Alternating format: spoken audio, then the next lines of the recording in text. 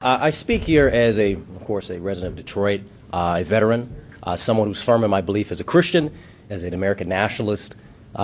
We came here today to send a message that American towns and cities will not be Islamified. We do not want this in our country. We're against that. And as a message for white Americans and black Americans, the identity of our country is firmly rooted in our history and who we are as Christians. We should never reject that. We should never go past that. We should never let that down. We should put it up and put it forward.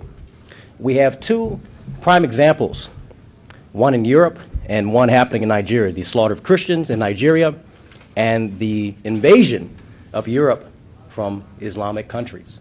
Now, of course, we know that our foreign policy over the last 40 years has been detrimental to the United States on the behalf of Israel. I oppose that. But does not mean that we're going to open our borders to a bunch of people into our country. We're no longer going to do that. Gen Z, I believe, is opposed to mass migration. We're opposed to the destruction of our country. We're opposed to everything that the prior generations have allowed. We're no longer going to allow that, and I speak firmly on that. And proudly, as a black American, as an American, as a Christian, against what is happening in our country.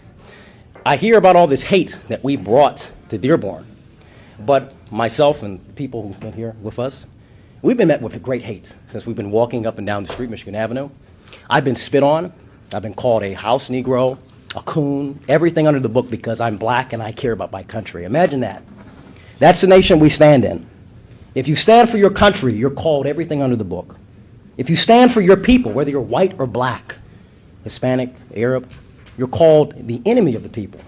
That's the time we live in, and I'm disgusted by it.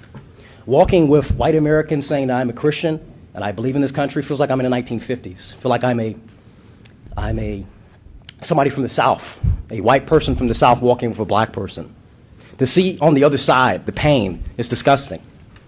The fact that Americans cannot be proud of their faith and stand firm in their faith against what we're seeing across the Western world and to be opposed to it and be met with calls of Nazi and fascist. Well, that's what you want to call us. If that's what you want to bring to us, hatred, well, we will stand firm in what we believe regardless of how much you hate us. Because our belief is in God, our belief is in our country, our belief is in our people. And we will promote that each and every day until death. And I think that's something that our history shows. We are not fearful of anyone. You have 30 seconds. We're not fearful of anyone in this country. Americans have built the world. We've bring great things upon this world. And as Christians, we've done much to civilize the world.